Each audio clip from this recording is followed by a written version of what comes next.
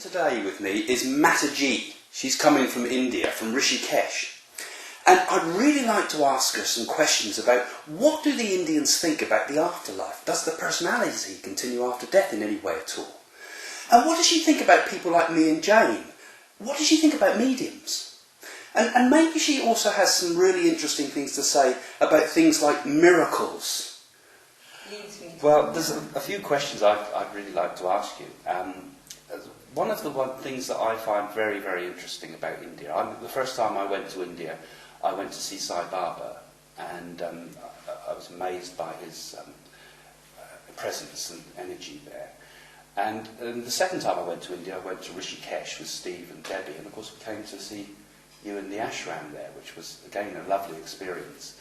And I noticed on your wall you had various pictures of Sai Baba and various other great saints and so forth. And I wondered what your feeling was about miracles generally and this type of thing that happens with spiritual people. These people who... we have two different types of saints in India. One are called the Siddhas, like Sai Baba, Shirdi Baba, they're Siddhas who have attained a certain stage of supremacy over nature, where they can actually control nature, and that's why they can do these materializations. Then we have other people who are known as jnanis, in another different state of consciousness, by which they can do these things, but they don't necessarily do them. They come automatically with them, but they are in a state of cosmic consciousness. They're in a state like Ramana Maharshi, for instance, and even Shakti Baba was also the same. Then there are many instances in our Hindu tradition where these people, these great masters, appear to be in a level of consciousness which we can only say as a cosmic consciousness, because they are in touch with that level of consciousness which exists in everything in the whole universe. So in that way they can control nature as the Siddhas do, but they may not necessarily do so. But yet in their presence many so-called miracles which attract people are done. For instance, there have been cases of such people being able to cure those who come to them, and to be able to read other people's mind, and to be omnipresent, omniscient. For instance, the life of Shirdi Baba, you will find that he was present at many places at the same time. There have been records where and also present in other forms, like that of an animal.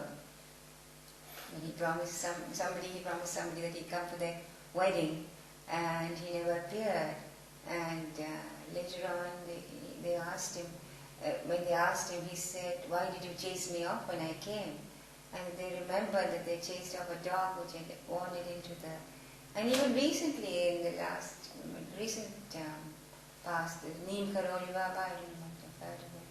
He also had these siddhis which he appeared at many places in different forms. And so there are different types of miracles. I mean, there are very obvious miracles like which are worked by Sai Baba. And such miracles are worked there.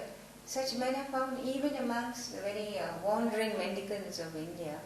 So what you're saying, which is what the quantum theorists are saying now, is that really it's the subjective world that is the real world, and the objective world, the world out there, is the illusionary world, or the secondary thing.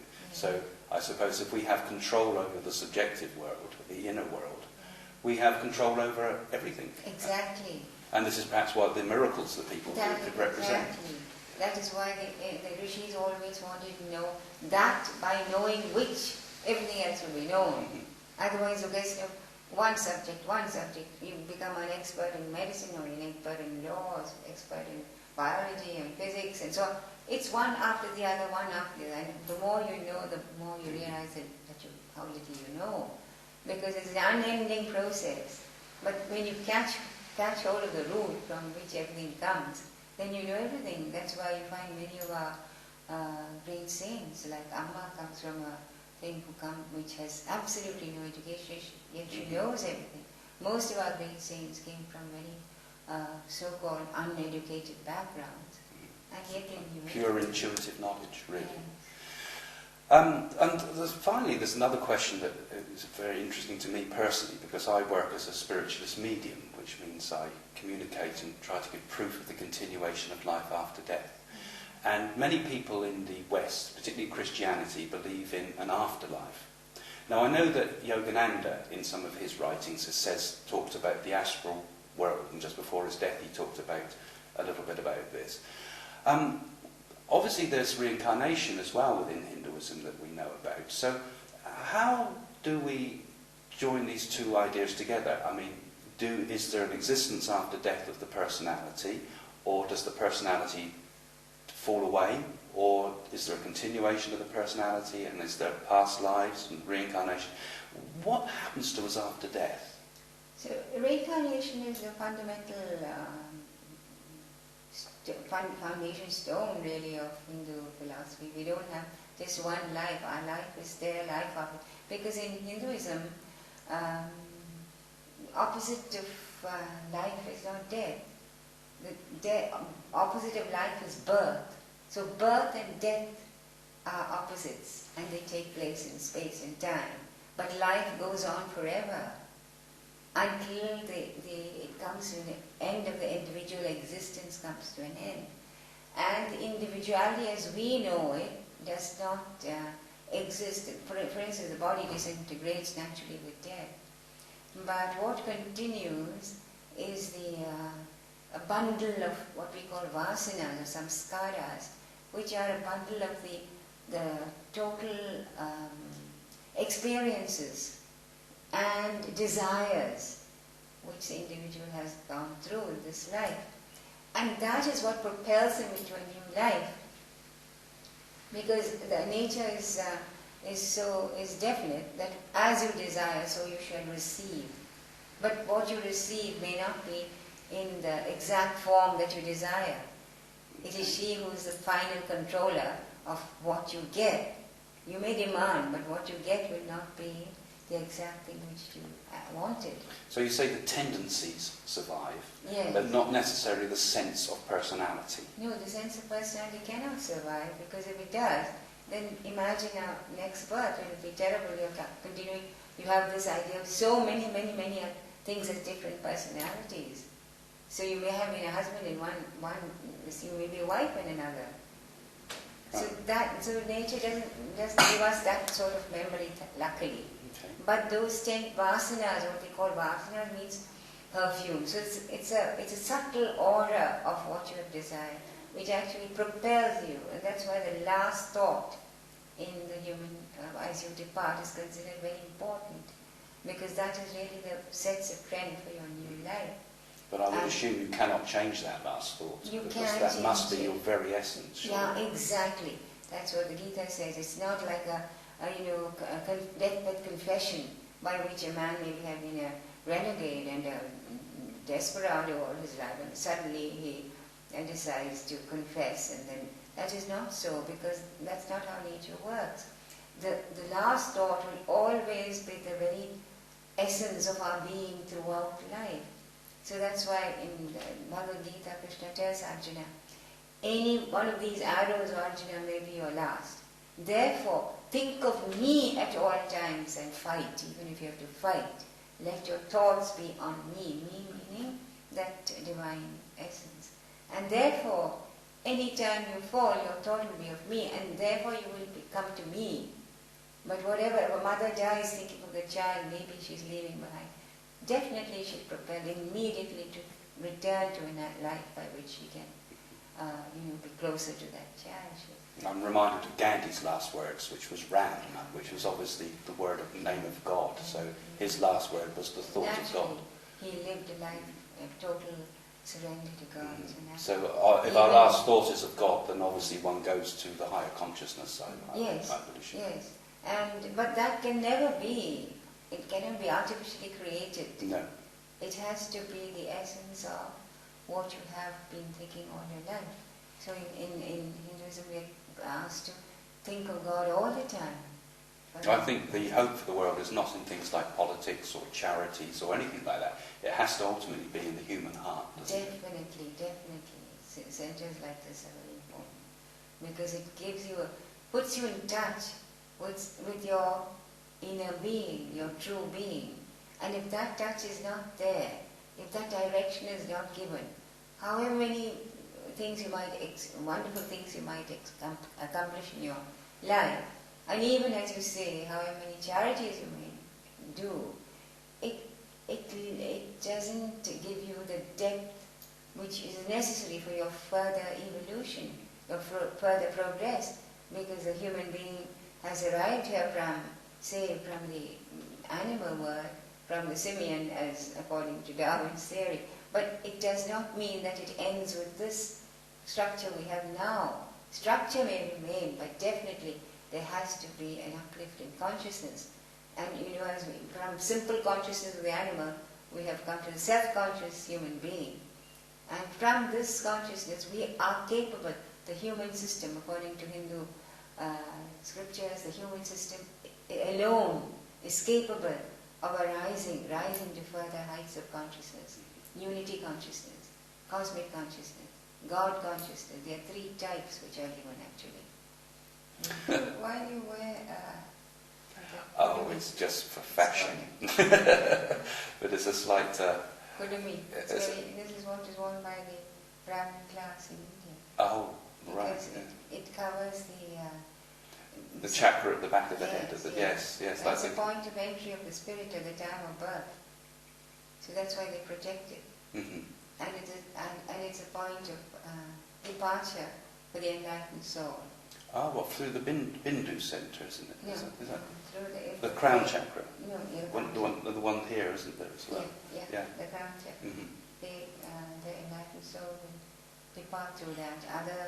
Other people, depending on the nature of their life, the spirit departs through different orifices of the body. As opposed to chakras? Through a different orifice. Right. So the ears, the nose, the mouth, or even lower. Even the anus. Mm-hmm. Yes, I remember when my wife's stepfather died. She saw the spirit leave through his mouth, and she was absolutely amazed because she saw it as a green light that actually shone and then moved into the etheric. She said, nobody can tell me there's no such thing as life after death, because she said, I saw it with my own eyes. And it's not really very life reassuring. after death, but it's life after life. Yes, I know what you mean. It's a bit like the idea of, we were talking about the objective world and the subjective. We go back to the subjective world, I think, because, in that... But you don't really, because unless all your desires are exhausted, you will keep on... Drawn back again. Unless, because that's why in Hindu philosophy, even the gods like to come back to take a human birth. Yeah. Because only in the human birth can you actually attain that state of consciousness. The ability that human nervous system has the ability to sustain higher states of consciousness. Yes. No other form, because it has no chakras. Has that. So even the gods like to take on a human birth, they say. Mm-hmm. And that's why the scriptures say, having taken a human birth, to waste it in other, pursuits is a waste. It's a precious thing. It's a precious thing. And I suppose this is like the idea of the Brahma Loka, where the gods prevail, I suppose, and then the other lokas is where the other spirit planes. Yes. So I suppose I've always thought that in the spirit planes, that's in the lokas, that's where our personality survives temporarily. Yes. I think we continue with a sense of self after life in the lokas, and then when we come back to this world, all we bring with us are our tendencies. Because if we bring our personality with us, we're going to be living the same life over again and be trapped. But the tendency, but the personality, I believe, survives. And I think as a medium, I connect with the loka planes, which are temporary. This is the thing where I differ from what others say. They say, oh, it's eternal life and we'll always... But I wouldn't like to be having tea and biscuits in heaven for the rest of my life, I want to progress, and I wouldn't want to be me all the time. They project their own personality. And the personality is only made up of it's a thing which doesn't survive the body, actually. But as you see, the tendencies which... The tendencies in this work. But I think I would say that from what my experience was working as a medium, is I believe the personality, as we know it, survives in the locus for a time. Yes. And even then, it's only due to some certain need or necessity on the part of that person to come back, to expose themselves. Oh, well, that's interesting. Yes. I've not thought that through. Yeah. Others don't, or every personality will need not go through that. If there's special strong desire or special strong bond with somebody on earth, in that way, then nature allows that to remain for a while. Of course, it's very difficult to know what the personality is at all. Yeah. You know, because we think of ourselves as being a particular trend and personality, but behind that, we're only the light of consciousness, aren't we? But this apparent personality can survive, I think, and that's why people have experienced with ghosts and so on. But they are really for some certain reason of their own, or maybe because they're terrible deaths and they avenge their deaths, or in some other ways, and they want to do something.